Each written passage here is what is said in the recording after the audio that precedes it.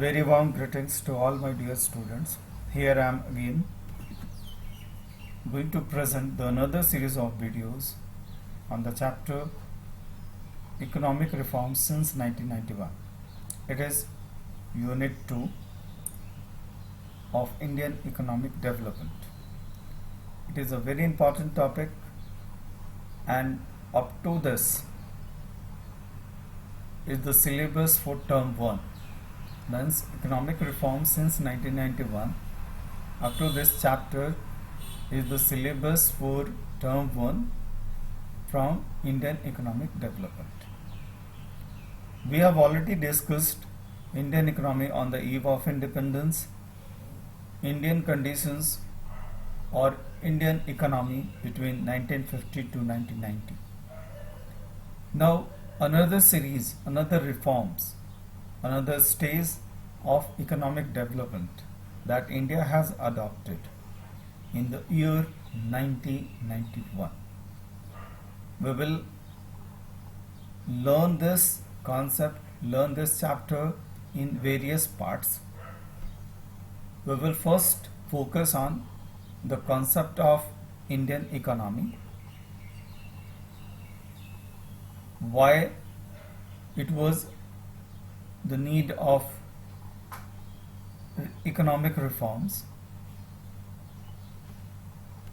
We will introduce first with economic reforms, then we will go for needs for the economic reforms, then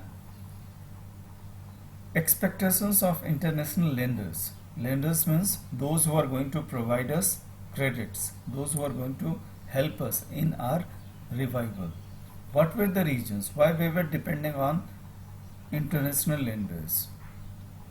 The policy that we have adopted after 1956, new economic policy 1991. What were the elements of new economic reforms? It has three important steps, three important methods through which economic reforms was done. And it was liberalization, privatization and globalization. What were the arguments in the favor of economic reforms? Why it was needed? Whether it was done for the right directions or not, that we have to go for. And argument against the economic reforms.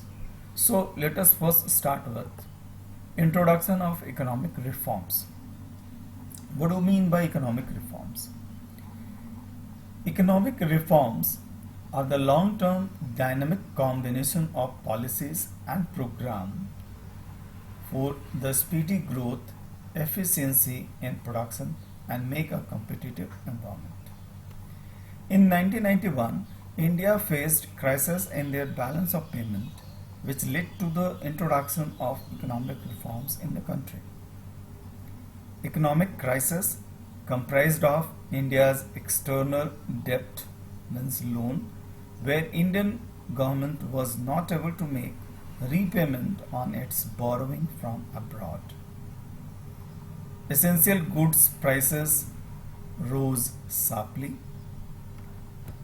and it was required because we have to mortgage the gold reserve to international agencies for getting the fulfillment of need of our foreign currency reserve. So we were in crisis, we have to adopt some measures, and the government also focused and government was compelled to adopt some reforms, because when India has to grow, India has to improve economic conditions, then there are certain requirements that we were supposed to adopt, certain changes we were supposed to adopt. That was need for the economic reforms. The first need of economic reforms was high fiscal deficit. Due to rise in government expenditures over government receipts, Indian government was borrowing from international financial institutions to pay for the imported goods like petroleum in terms of dollars. It was estimated to be the fiscal deficit, it was estimated to be 5.4 of GDP in 1981-82 and increases to 8.4% of GDP in 1991. It represents the poor financial conditions of the economy. Second need was continuous increase in government spendings. Indian government was fighting with problems like unemployment, poverty, and India was not able to generate additional revenue from tax. It was possible because all public sectors industries were not performing up to the expected level. They were incurring losses, and low income or public sector undertakings in the late 1980s, government expenditure began to exceed its revenue and it's become unsustainable.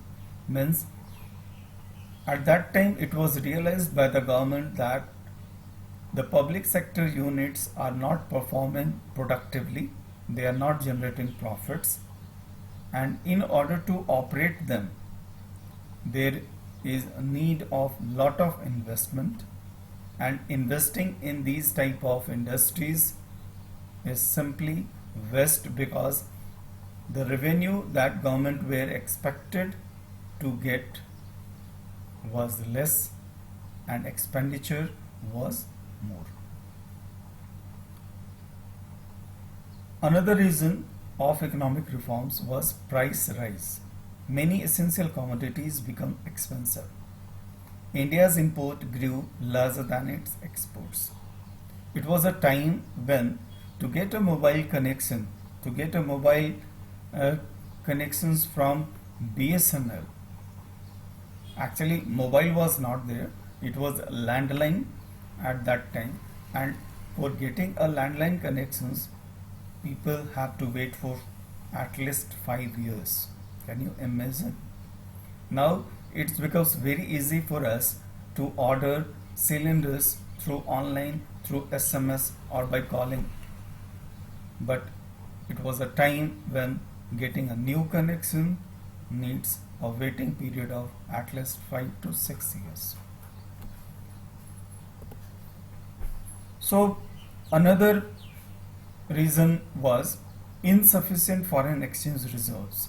India was not able to make payments to international lenders as no country was willing to lend to India. Why international lenders were not showing interest in lending to India?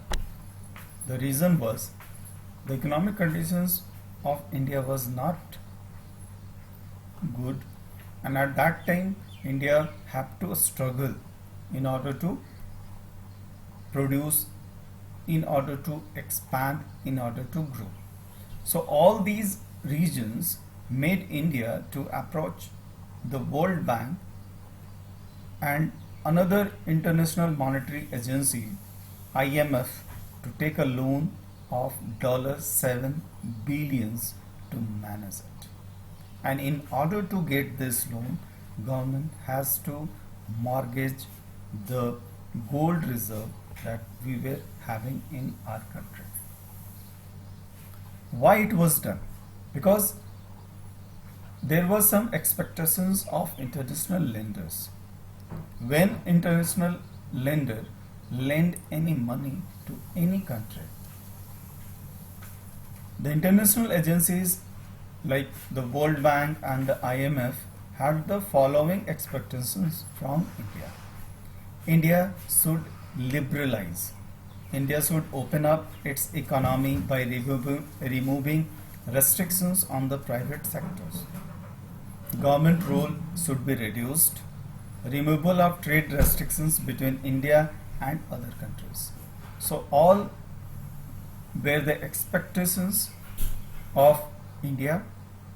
all were the expectations from India to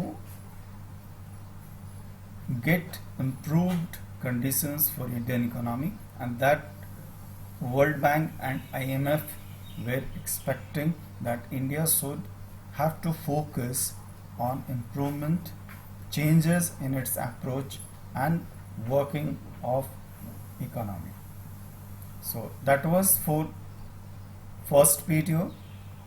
Let's wait for the second video to discuss what were the different policies India has adopted in order to follow the expectations of international bodies like World Bank and IMF. Thank you and have a nice day.